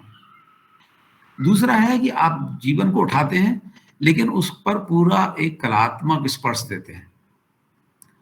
और तीसरा है जैसे उसका जो टॉल्स्टॉय में जाके पहुंचा है कि उठाते पूरा जीवन से ही है, लेकिन उसको कलात्मकता इतनी दे देते हैं कि फिर आपको लगता नहीं, ये भ्रम नहीं होता कि वो वास्तव में ऐसा हुआ है। अब जैसे आप जानते होंगे अन्ना करीना की अभी बात हुई, तो वास्तव में जितना बड़ा उसका वितान है वो ऐसा हो नहीं सकता कि वो टॉल्स्टॉय के साथ घटा हो। लेकिन बात तो यही है कि कहानी एक खबर के जरिए टॉल्स्टॉय के मन में आई थी। एक स्त्री ने रेल के सामने झपट्टा मार के आत्महत्या कर ली थी, और उसकी एक खबर कहीं बनी थी, किसी कोने में अखबार में आई थी, और उसको देखकर टॉल्स्टॉय ने, लेकिन वहां पर ही जैसे कला का जैसे अपना सर्वश्रेष्ठ निकल कर आता है कि कैसे आप उसकी बात कहते हुए अपनी ही बात कहते हैं। और इस कड़ी में या इस कड़ी से थोड़ी अलग एक तरई है जो मैं बात कर रहा था, वो है, उसका नाम है मेंटल हीलर्स, मानसिक उपचारक। मतलब ऐसे लोग जिन्होंने मनुष्य के जीवन को अपनी तरह से मानसिक स्तर पर प्रभावित किया। प्रभावित करने के लिए कह रहा हूँ, ये नहीं है ना कि उन्होंने कुछ उपचार किया। इसमें अंतिम पायदान पर तो फ्रायड ही आते हैं, जो zweig के बहुत करीबी मित्र भी रहे और वियना में ही रहते थे। लेकिन इसमें दो लोग बड़े अजीब नाम इसमें आए हैं। एक है फ्रांस मेस्मर, जिन्होंने पावर ऑफ सजेशन की बात कही, और एक है मैरी एडी, जो दरअसल एक क्रिश्चियन प्रीचर थी, मतलब जो चर्च के प्रवचनों के आधार पर लोगों का उपचार करती थी। यानी बेसिकली जो आस्था के जरिए लोगों का ठीक करती थी। अब आस्था, सजेशन और जैसे अचेतन, इन सबको मिलाकर भी कुछ किया जा सकता है। इन सबको मिलाकर हम जैसे जो हमारे अभिप्राय हैं उनको हम एक सूत्र में पिरो सकते हैं। ये बात इस तरह में आती है, और इसको पढ़ना भी बहुत मुझे रोचक लगा। तो यानी आप जब से किसी एक लेखक को पढ़ते हैं तो खाली उस लेखक को नहीं पढ़ते, जैसे वो लेखक, उस जीवनी की बात कर रहा हूँ, वो लेखक उस पूरी परंपरा में कहाँ है, अपने उस समकाल में कहाँ है, इस तरह से भी आपको जानने का मौका मिलता है। तो ये तो देखिए, ये 12 लोग तो ये आगे कलाकार इसमें। इसके अलावा जो और जीवनियां लिखी हैं उसने, वो मैरी एंटोइनेट की जीवनी लिखी है। मैरी एंटोइनेट को हम सब लोग बहुत चर्चित मानते हैं कि वो फ्रांस की रानी थी, जिसको जब ब्रेड नहीं मिल रही थी वहाँ, तो कह रही थी कि केक क्यों नहीं खाते लोग। लेकिन ये उसकी पूरी जीवनी है। देखिए, आपने दोस्तोयेवस्की, बाल्जाक, डिकन्स को एक किताब में रखा, आपने टॉल्स्टॉय, स्टेंडहल और कैसानोवा को एक किताब में रखा, लेकिन मैरी एंटोइनेट को आपने एक पूरी किताब दे रखी है, 500 पेज की किताब। तो पूरा उसका जो फ्रांसीसी क्रांति के समय जो वहाँ के हालात थे, जो सोच थी, जो फैशन था, जो उनके संघर्ष थे, बाहर क्या चल रहा है, महल में क्या चल रहा है, महल की राजनीति कैसी है, महल के बीच में भी क्या धरपेट हो रही है, इन सब चीजों को निकालना।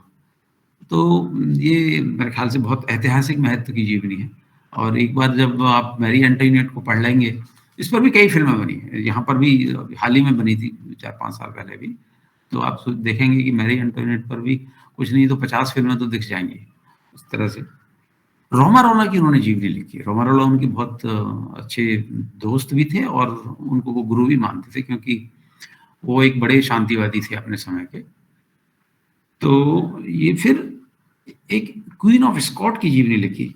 लेकिन मैं एक चीज का आपके साथ और जिक्र करूंगा, मॉन्टेन की जीवनी लिखी है। एक उन्होंने जीवनी लिखी जोसेफ फाउस की। जोसेफ फाउस का मुझे पूरा यकीन है आप में से नाम नहीं, किसी ने नाम नहीं सुना होगा। जोसेफ फाउस दरअसल नेपोलियन का पुलिस मंत्री था। उस समय ये गृह मंत्री नहीं कहते थे, मिनिस्टर फॉर पुलिस।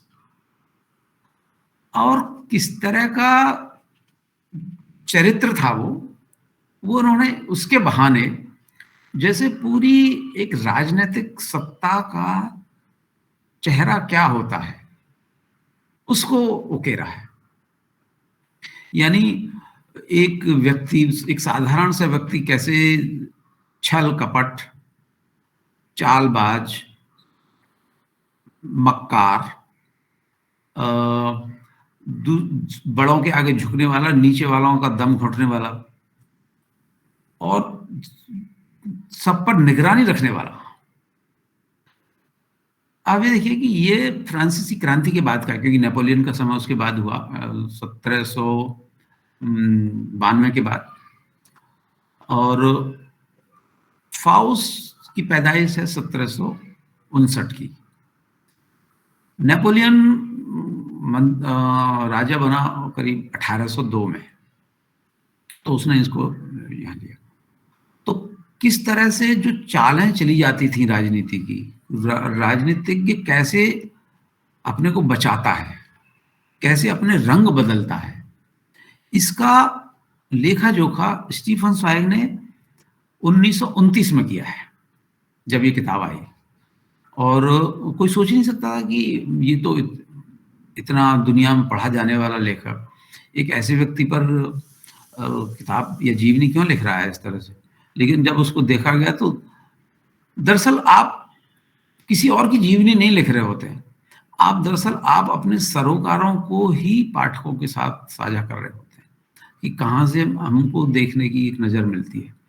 सत्ता भी हमारे जीवन का हिस्सा है, आप उससे आंख बंद करके नहीं जा सकते, आप उसमें शामिल नहीं होंगे, लेकिन ऐसा नहीं कि आप उसकी विकृतियों से अनजान हैं।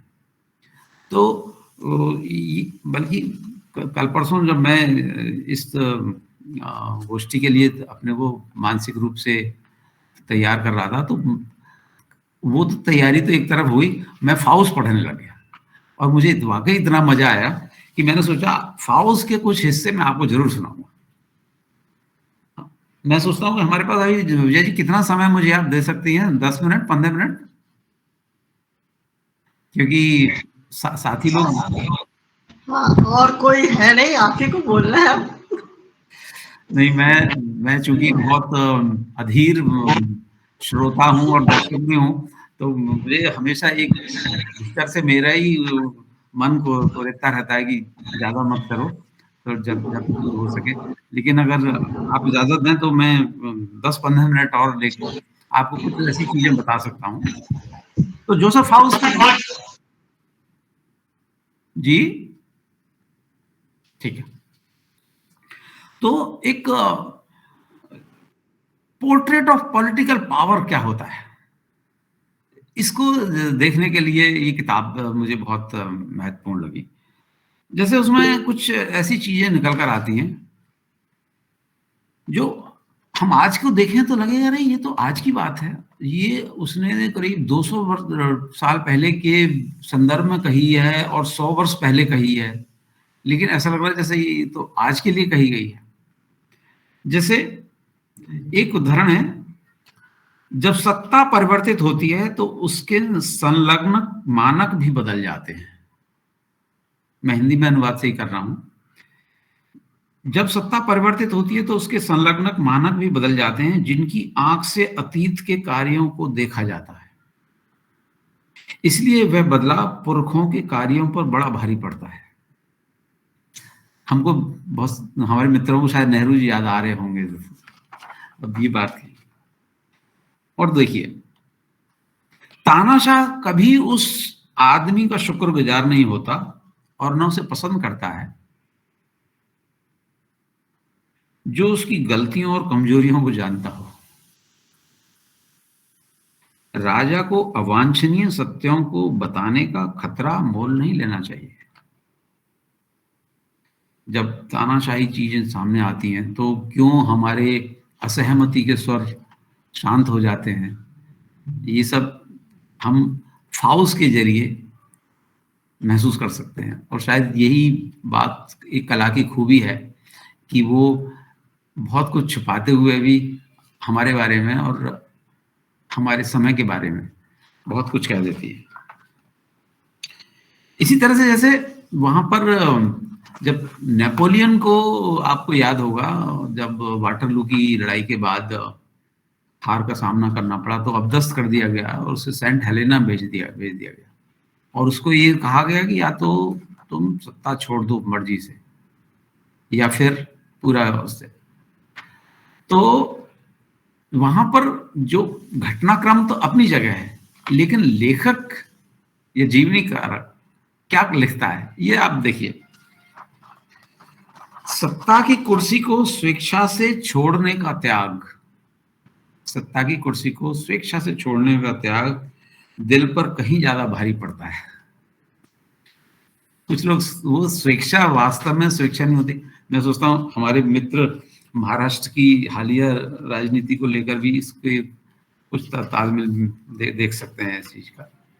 तो ये उसकी जीवनियां थी। एक और किताब जिसका मैं चलते चलते ही जिक्र करूंगा वो है शूटिंग स्टार। मैं आपको बहुत फुरफुरी तौर पर ही वो चीजें बता रहा हूं जो स्टीफन zweig के उस विलास बृहद फलक का हिस्सा है, जो उसकी रचनात्मकता में लक्षित होता है। तो इसने एक किताब लिखी है, द शूटिंग स्टार। इसमें जैसा ऐतिहासिक जीवनी और उनके जरिए आपको थोड़ा सा एहसास हो रहा होगा या महसूस हो रहा होगा कि zweig को अपने समय और अपने पूरे इतिहास और उसके मिथक और उसके अंतर सूत्रों को पकड़ने की भी अद्भुत प्रतिभा थी। तो इसमें उन्होंने, जैसे आप मैरी एंटोनिएट की जीवनी लिख रहे हैं, फाउस्ट की जीवनी लिख रहे हैं, तो जाहिर है निश्चित रूप से एक ऐतिहासिक संदर्भों। बाजार में ढूंढ आते थे चावल अच्छी जीवनी। एक बार गांव से 15 की फगवाड़ा गांव से चावल आपका उमा सिंह जी, आपका माइक ऑफ कीजिए। से उतरे, ट्रेन छूट गई तो प्लीज उमा सिंह अपना माइक ऑफ कीजिए। भागते भागते गाड़ी आई, वो 15 केजी चावल उठाओ और मामा हालत वही खा। तब उमा सिंह आपका माइक ऑफ कीजिए।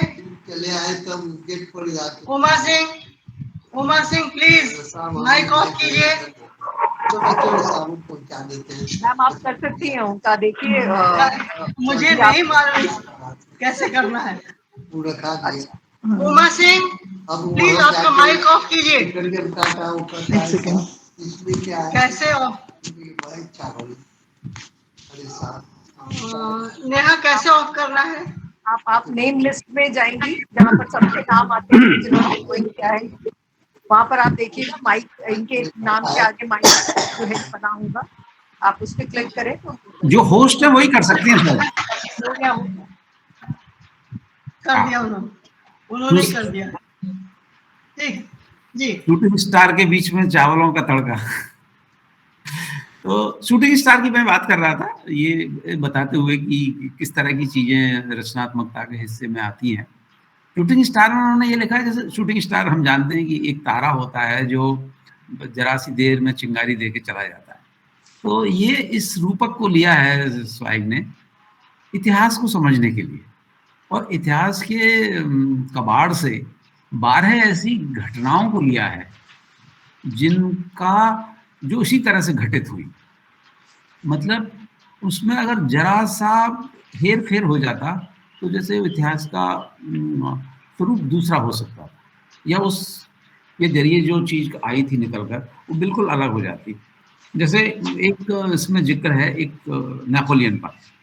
मतलब नेपोलियन को हम जानते हैं वाटरलू की लड़ाई वो हारा था, लेकिन उन्होंने नेपोलियन के उस वाटरलू की लड़ाई के भीतर घुसकर ये बताया कि उस लड़ाई में कौन कौन लोग काम कर रहे थे और क्या क्या उनके बीच में वार्तालाप हो रही थी, और कैसे एक नायक के गलत संदेश और जरा सा देर से वहां पहुंचने के कारण वो युद्ध पलट गया। यानी वाटरलू में अगर नेपोलियन हारा तो वो उसकी अपनी हार नहीं थी, उसका एक छोटा सा मंत्री जिसको उसने ये आदेश दिया कि तुम ये चीज वहां पर जाके कर लो और वहां पर हम अपने प्रतिद्वंदी से मुकाबिल होंगे, उसको उसने समझने में भूल की और वो वहां के बजाय उससे 2 किलोमीटर दूर पे जाके ही रह गया, और फिर दूसरे प्रतिद्वंदी को मौका मिल गया तो उन्होंने पूरी सेना को उन्होंने खत्म ठहरा दिया। तो ऐसे बिंदु, ऐसे ही ये रचनात्मकता के सूत्र हैं, मैं चलते चलते ही बात कर रहा हूँ। इसी तरह से जैसे 73 वर्ष की उम्र में गेटे ने कविता लिखी जो उनकी सबसे प्रिय और महत्वपूर्ण और प्रेम कविता मानी जाती है। तो उसके तंतु कैसे आए, उनका अकेलापन कैसे उनको साला था, कहाँ से वो किन चीज़ों से भिड़ रहे थे, और कैसे फिर एक रात के सन्नाटे में अंधेरे के बीच उनको ये सूझा कि ये चीज़ भी होनी चाहिए। तो ये इस तरह का एक शूटिंग स्टार है। इसी तरह से जब लेनिन रूसी क्रांति के लिए वो सील्ड ट्रेन होती थी उन समय, तो बर्लिन से वहाँ लौटे थे, तो उसका वाकया मतलब ऐसा था कि जब रूस में क्रांति की बात चल रही थी तो वहाँ तब तक ज़ारशाही थी, तो बाकायदा ये था कि जो भी प्रतिरोधी ताकतें हैं उनको दबाया जाए, कुचला जाए। तो किस तरह से उनके बीच में से निकलकर एक व्यक्ति जो उस क्रांति का सर्वे सर्वा होने वाला था, जो रूप बदलने वाला था, उसने अपने को वहाँ से बचाया। और ये बहुत संभव था कि उस ट्रेन को पकड़ लिया जाता और ज़ारशाही की पुलिस से, और वो वहीं पर नष्ट हो जाता, तो क्या इतिहास उसी रूप में होता।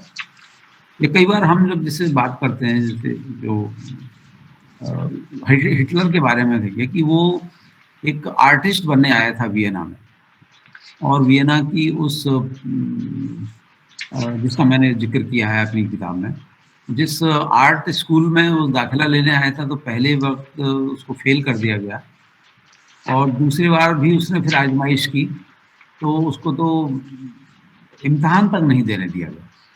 तो कई बार सवाल उठता है कि क्या वो अगर उसमें दाखिला मिल जाता तो क्या यूरोप या विश्व का नक्शा कुछ और अलग हो जाता। तो इस तरह से ये सोच की को लेकर चलना और फिर वहाँ से अलग अलग बिंदुओं को इस तरह से पकड़ना, ये बहुत मुझे दिलचस्प लगा। और ऐसे छोटे छोटे एपिसोड्स को लेकर 12 कुछ 12 जिसे बोलते हैं 12 छोटे से मिनिएचर शॉट्स इस तरह से वहाँ पर निकल कर आए हैं। अब ये तो रही जो उसका एक लेखन का फलक है, मतलब जिसमें मैं कविताओं का तो जिक्र नहीं कर रहा क्योंकि मैं उन पर बात करने के लिए नहीं आता, और ना हम कवि स्टीफन zweig को एक कवि के रूप में बहुत ज़्यादा मानते हैं, और उसने कविताएँ लिखी और उन पर वो संगीतबद्ध भी हुई, उसमें उनकी आज भी चर्चा होती है, लेकिन वो इसी तरह से स्टीफन zweig ने नाटक भी लिखे जिनकी बर्ग थिएटर में प्रस्तुति हुई, जिनकी बहुत सारी जगह मंचन हुए और बड़े-बड़े मंचन हुए उसमें। लेकिन zweig और वो करीब 10 नाटक हैं जो स्टीफन zweig ने लिखे उसके। लेकिन वहाँ भी हम उसको एक नाटककार के रूप में, ड्रामेटिस्ट के रूप में नहीं अधिक तवज्जो देते। हम उसको एक उपन्यासकार, कहानीकार और एक जीवनीकार के रूप में ये चीज़ें हैं। और बहुत सारे उन्होंने अनुवाद भी बहुत किए, मतलब जो जैसे मैंने बताया कि वराहरन की चीज़ों कविताओं को किया, दूसरे और फ्रेंच से बहुत सारे किया, ये सब तो है ही।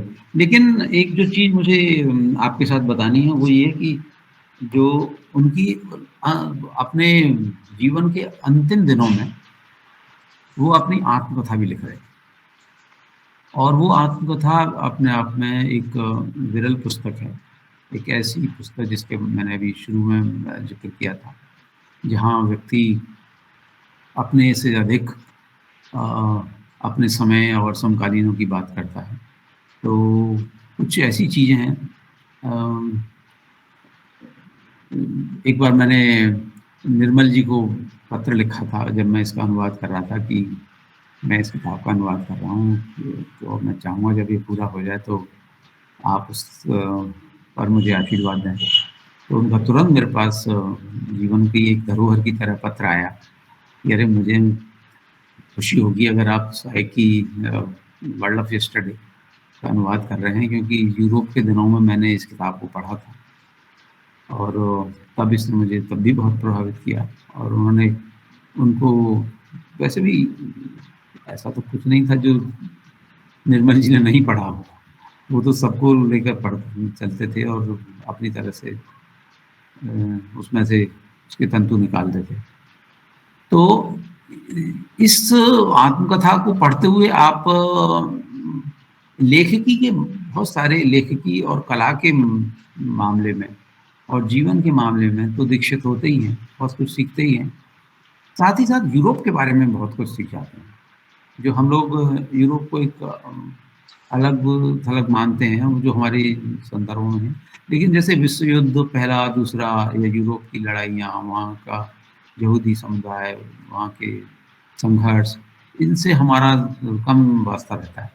लेकिन कुछ ऐसी चीज़ें जो बिना इतिहास बताए भी हमें बहुत कुछ बता जाती हैं।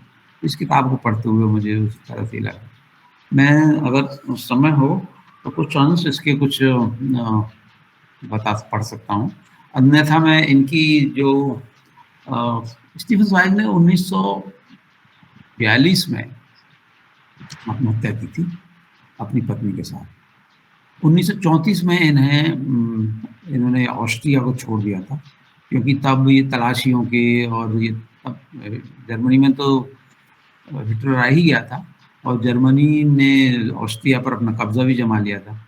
तो सारे जो खासतौर से यहूदी लेखक कलाकार थे और जो नहीं भी थे वो, उन पर पूरे तरह के मतलब दमन की स्थितियां बनी हुई थी।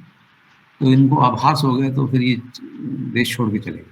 पहले इंग्लैंड गए, फिर इंग्लैंड और जर्मनी भी लगातार गुत्थम गुत्था में जुटे थे। तो उन्हें ऐसा लगा कि जैसे एक समय वाकई ऐसा था, लगा था कि जर्मनी इंग्लैंड पर भी कब्जा कर लेगा, क्योंकि उसने लगभग सारे यूरोप पर तो कर ही लिया था। तो फिर इन्हें अपना इंग्लैंड को भी छोड़ के भागना था। पहले अमेरिका गए, अमेरिका के बाद फिर इन्हें ब्राज़ील में एक जगह मिली, रियो डी जेनेरो में। तो वहाँ पर फिर सम्मान के साथ मिली। लेकिन आप देखिए कि जो अपनी भाषा का सबसे मतलब मशहूर लेखक था जर्मन का, अब उसको वो भाषा नहीं सुनने को मिलती है वहाँ।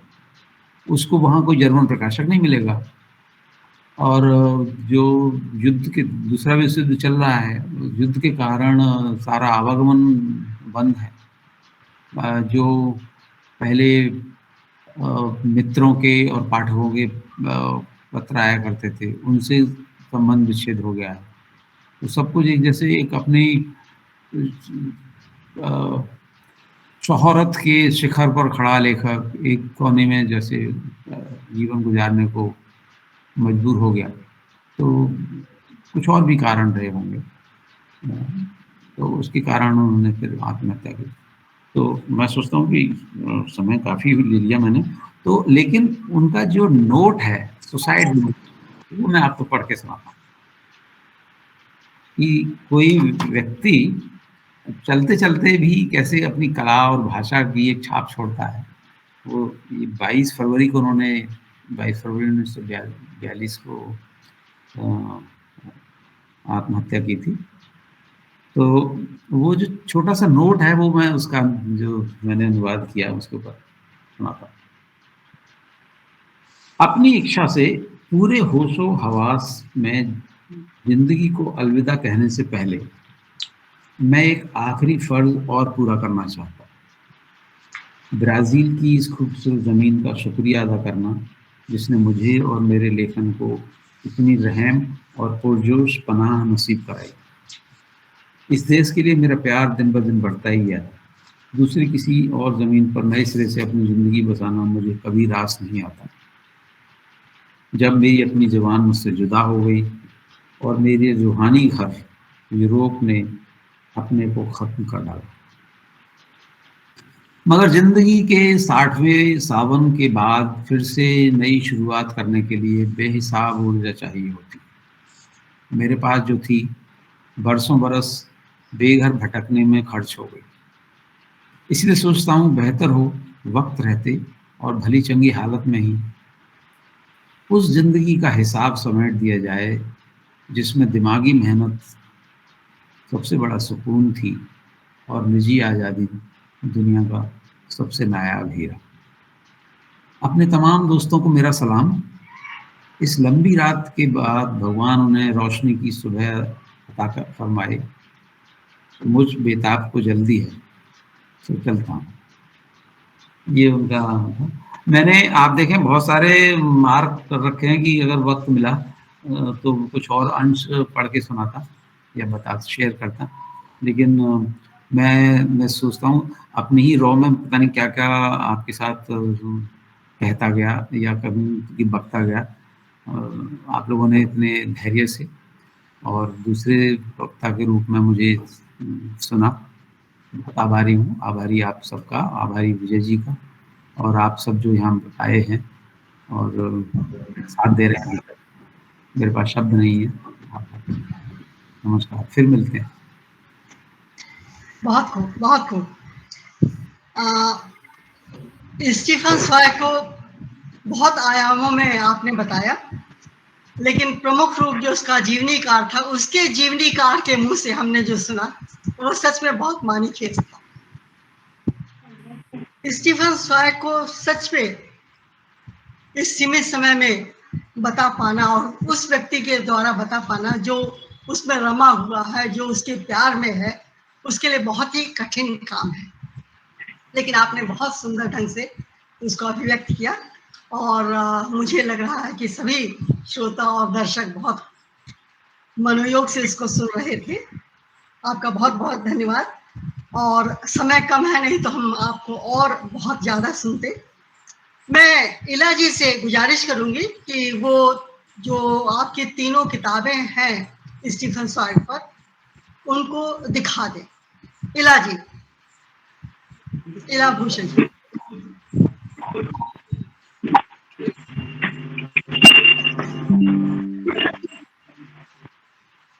टाइप करने वाला कैसे खोलना?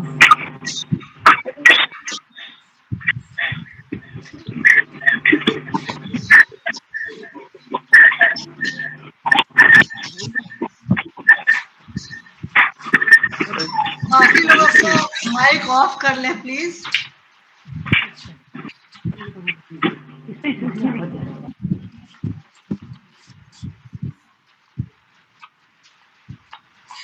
नहीं हो पा रहा तो मुझे देखना, ये है इस तरह से। हाँ, आप ही दिखा दीजिए। चलिए, हाँ, ठीक है। ये है वो गुजर जो उनकी अनुवाद की आत्मकथा है। असल मेरे पास भी तीनों किताबों के फोटो हैं लेकिन आप ही दिखा दीजिए। ये है अंतर यात्राएं जो मैंने जो वियना और साल्जबर्ग की यात्रा के बाद लिखी। उन गली कूचों को बताते हुए और उन घरों को बयान करते हुए जिनके भीतर बैठकर ये जीवनियाँ और ये कहानियाँ जिनका मैंने ज़िक्र किया वो लिखी गई। और ये है वो कुछ कहानियाँ जिसका मैंने अनुवाद किया, भारतीय कहानियाँ, जो कभी तो नहीं आ सकती क्योंकि किताब में मैं सोचा बहुत मोटी किताब हो जाएगी, 300 से ऊपर पृष्ठ हैं इस किताब में, तो 8 कहानियाँ फिर भी उसमें आ पाई। ये 3 किताबें हैं। जी। यहाँ पर बहुत सारे लोग नए हैं। एक बार मैं फिर से कहूंगी, आपने अपना व्हाट्सएप नंबर दिया भी था तो मेरा कनेक्शन बीच में कट गया इसलिए वो गायब हो गए। इसलिए प्लीज अपने व्हाट्सएप नंबर एक बार फिर से लिख दीजिए ताकि मैं भविष्य में आपको संपर्क कर सकूं। और एक बात मैं कहना चाहूंगी, अगर सब लोग अपना, जो लोग भी उपस्थित हैं, अपना वीडियो भी ऑन कर लें तो मैं समझती हूँ कि कुछ लोगों के पास अच्छा कैमरा होगा और वो उससे ग्रुप फोटो ले पाएंगे। मैं मंजुला जी से आग्रह करूंगी कि वो एक फोटो जरूर ले दें। प्लीज ऑन कर लीजिए।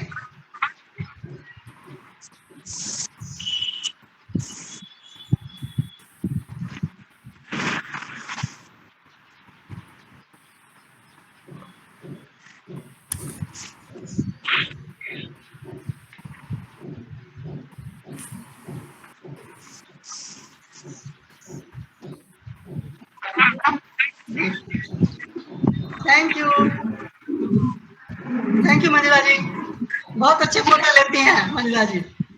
Thank you.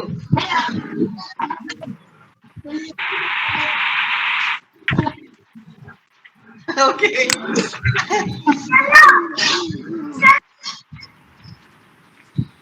Ji thank you. अब हम अपने कार्यक्रम के अंतिम चरण में पहुंच रहे हैं, लेकिन उससे पहले एक छोटी सी बात मैं अपनी प्रशंसा में कह दूं।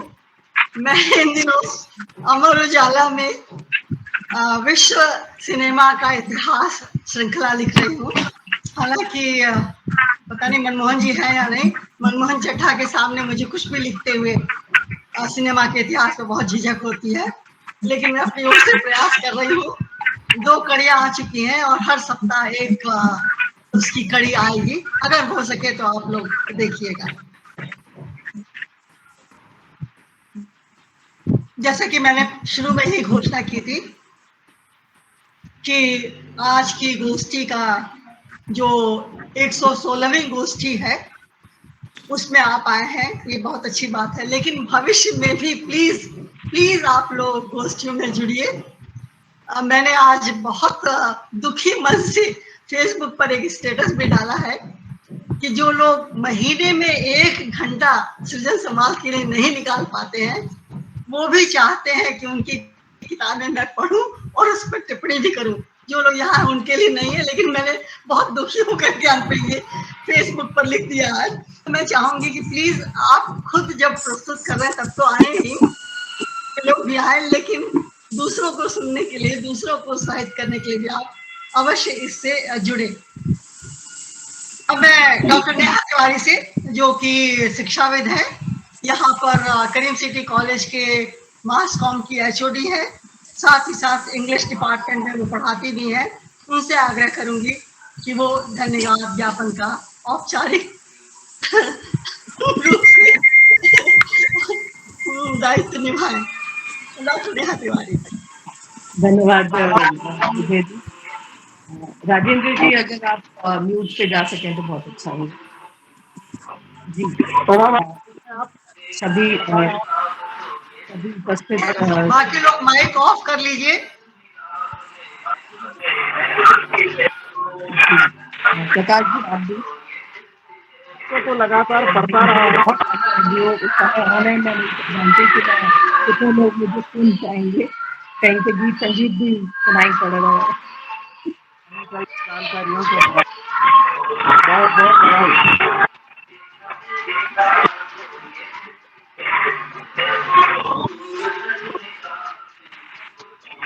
बहुत नरेंद्र जी। बहुत बधाई जी आपको के व्याख्यान के लिए। बहुत ही बधाई, आपने बहुत ही अच्छे से लिखा, कहा सारी चीजों को, सारी जानकारियां, और पहले आपने जितना गंभीर काम भी किया है वो सब।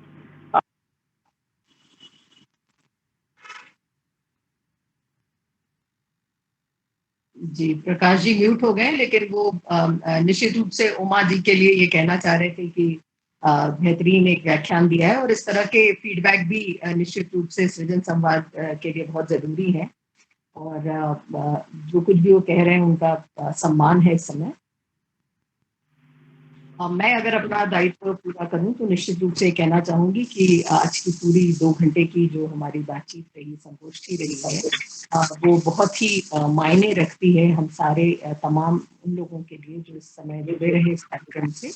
और मुझे पता है कि संख्या सृजन संवाद में भले ही कम लोगों की रहती हो, लेकिन वो गंभीर साहित्य प्रेमी होते हैं और अपने आप में इतने इतने पाठकों को समेटे होते हैं और इतने तरह के पाठकों को समेटे होते हैं कि उनकी समीक्षा का अगर एक लाइन, एक अगर हमें पंक्ति भी मिल जाए, जो हमारे प्रस्तुतकर्ता या भागीदार जो होते हैं या वक्ता होते हैं उनको, तो उनके लिए वो एक निश्चित रूप से एक उन्हें गंभीर आश्वासन दे सकती है कि वो सही दिशा में जा रहे हैं। और ऋतु शुक्ला जी ने जिस प्रकार से आज एक जापानी उपन्यास के बारे में हमें बताया, मैं वही सोच रही थी कि एक कॉफी कैफे जो है उसमें कितनी सारी बंधनों के बाद बहुत सारी कहानियां लोगों की आती हैं। एक जगह जो लोगों के बैठने की जगह है, जो लोगों के राहत की जगह है, कॉफी पीने की जगह है, उसमें बैठने वाले अपने साथ कितने तरह के अतीत लेकर आते हैं। और उसको मैं अगर जोड़ दूं उमा शर्मा जी के आज के कथानक से, तो मुझे लगता है कि उनके साथ भी आज यही दिक्कत थी कि इतनी सारी कंडीशंस थी और इतना विराट व्यक्तित्व था, इतनी कहानियां थी, लेकिन वो इस भय में लगातार थे कि कहीं कॉफी ठंडी ना हो जाए। तो बार बार हर कहानी के लिए उनको वापस अगर वो एक स्टीफन zweig के बायोग्राफर के रूप में बात कर रहे हैं तो वहां तक जाते थे, लेकिन लौट कर वापस जल्दी से आ जाते थे कि कहानीकार के रूप में बात करना तो अभी बाकी है। एक कहानी हमें सुनाते थे और फिर दूसरी कहानी जो है वो कहीं ना कहीं सामने उनके रहती थी, और फिर ये डर रहता था कि कहीं कॉफी ठंडी ना हो जाए और मुझे लौट कर आना है। तो हमने बहुत संकट में डाला उमा शर्मा जी को, लेकिन आपकी अंतर यात्राएं इतनी रही। और मैं तो ये कहूंगी कि केवल हम स्टीफन zweig को नहीं सुन रहे थे, उनको नहीं जान रहे थे, बल्कि आपके वक्तव्य के माध्यम से हमने लेखकीय जो क्रम है, लेखकी जो विचार है, उनके बारे में भी बहुत कुछ जाना। हमने दरअसल उमा शर्मा जी को भी बहुत कुछ जाना है इस पूरे कार्यक्रम से और उनकी बातों से, उनके वक्तव्य से। और इसके लिए मैं बहुत धन्यवाद देती हूँ, क्योंकि बहुत कुछ सीखने को मिला। एक व्यक्ति जब बायोग्राफी लिख रहा होता है तो कितनी चीजें उसे ध्यान में रखनी होती हैं। एक व्यक्ति जब कहानी लिख रहा होता है तो वो कैसे पूरे समकालीन दायरे को लेकर, समाज को लेकर चलता है। चरित्र के साथ उसका जो वातावरण सामने आता है उसके बारे में आपने चर्चा की। बहुत सारी चीजें जो हैं वो आप समेट कर अपनी बात कर रहे थे। हर एक टिप्पणी से, हर एक लाइन से आपका अध्ययन झलक रहा था। और उमा जी, आज मुझे मंच मिला है तो जरूर मैं कहना चाहूंगी, व्यक्तिगत रूप से तो मैंने विजय जी से कहा था कि जब से आपको पिछली संगोष्ठी में सुना है, मैंने कहानी सुनाते सुनाते मैं कहानी की और आपके वाचन शैली की दोनों की ही प्रशंसक हो चुकी हूँ। और ईश्वर आपको बहुत मौके दे कि आप इस तरह की कहानियां लोगों को सुनाएं। और पता नहीं मैं कितनी सही हूँ, लेकिन उस कहानी से जो चरित्र, चूंकि मैं मास कम्युनिकेशन की हूँ, सिनेमा से जुड़ी हुई हूँ, तो पूरा एक सिनेमा मेरी आंखों से गुजर गया। आपके कथन में ये ताकत थी। और बहुत लोग स्टीफन zweig पर सिनेमा बनाए हैं। मैं आशा करूंगी कि बहुत सारे लोग उमा शर्मा जी की कहानी पर भी फिल्में बनाएं। उसमें अगर एक नाम मेरा भी जुड़ सका तो मुझे बहुत खुशी होगी।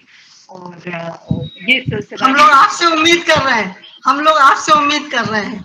और इनकी एक कहानी है दुश्मन मेमना जी, उस पर ही आप कुछ काम कर डालिए। बिल्कुल, आपके आदेश से बहुत सारी चीजें होती हैं, तो ये भी संभव है कि हो जाए, मैं जरूर चाहूंगी। और हमारे तमाम साथी जो जुड़े और जिनके सानिध्य से, जिनके सहयोग से और जिनकी उपस्थिति से इस कार्यक्रम को साकार रूप मिलता है, हम चाहेंगे कि आने वाली संगोष्ठियों में भी उनकी सक्रिय भूमिका हो। किसी भी रूप में वो विषय सुझा सकते हैं, वो किसी से और जोड़ सकते हैं, हमें खुद अपनी बात रख सकते हैं, मेरी तरह धन्यवाद और स्वागत की भूमिका में भी आ सकते हैं। तो किसी भी रूप में अगर वो सक्रिय भूमिका निभाते हैं तो निश्चित रूप से सृजन संवाद को बहुत खुशी होगी और ये गोष्ठियों का सिलसिला अनवरत चलता रहे। ईश्वर विजय शर्मा जी को भी उतना सशक्त रखे कि वो इस तरह की संगोष्ठियां आयोजित करती रहें और हम जैसे थोड़ी कम उम्र वाले युवा तो नहीं कह सकती अब, तो उनको भी अपनी तरह सक्रिय बनाते रहे साहित्य और सिनेमा के क्षेत्र में। इसी के साथ हम कार्यक्रम की समाप्ति की घोषणा करते हैं। बहुत बहुत धन्यवाद नेहा। और मैं अपनी ओर से मीडिया को जरूर धन्यवाद देना चाहूंगी। आप मास कॉम की है, लेकिन मैं मीडिया को धन्यवाद दे रही हूँ क्योंकि मीडिया के माध्यम से हमारी बात दूर दूर तक पहुंचती है। मैं इला जी का धन्यवाद करना चाहूंगी जो हमारे लिए रिकॉर्डिंग करती हैं, हमारी चीज़ों को सुरक्षित रहने का मौका मिलता है। मैं यहाँ पर डॉक्टर अमरेंद्र कुमार को देख रही हूँ, उनका स्वागत भी है, उनका धन्यवाद भी है। वो विश्व साहित्य के अध्येता हैं, बहुत गंभीर अध्ययन करते हैं। एक बात मैं और, सॉरी नेहा आपके बाद मैं फिर बोल रही हूँ, एक बात और कहना चाहती हूँ। आप लोग सुझाव दीजिए कि हम आगे क्या करें। अगले महीने की गोष्ठी में तो हमने एक डॉक्यूमेंट्री फिल्म जो पार्टीशन पर है वो दिखाने का प्लान कर लिया है। उनकी डायरेक्टर से हमारी बात हो गई है, वो ऑस्ट्रेलिया में है और उन्होंने स्वीकार कर लिया है कि वो डॉक्यूमेंट्री दिखाएंगी, उसकी प्रक्रिया को भी बताएंगी। लेकिन उसके बाद भी तो गोष्ठियां चलनी है। मैं चाहूंगी कि आप लोग सुझाव भी दें, साथ ही साथ उसमें सक्रिय भूमिका भी निभाएं। जैसे कोई मेरे लिए रिपोर्ट लिख दे, कोई जो संचालन कर दे, कोई जो है धन्यवाद दे दे। मैं जिसको जो कह देती हूँ लोग कर देते, इसमें कोई शक नहीं है। लेकिन अपनी ओर से अगर आप लोग आगे आके स्वीकार करेंगे जिम्मेदारियां तो और भी ज्यादा खुशी होगी। अगले महीने हम डॉक्यूमेंट्री दिखा रहे हैं और ये सिलसिला जारी रहे, आप जुड़े रहें। इसी के साथ आज सबको धन्यवाद देते हुए हम यही समाप्त करते हैं।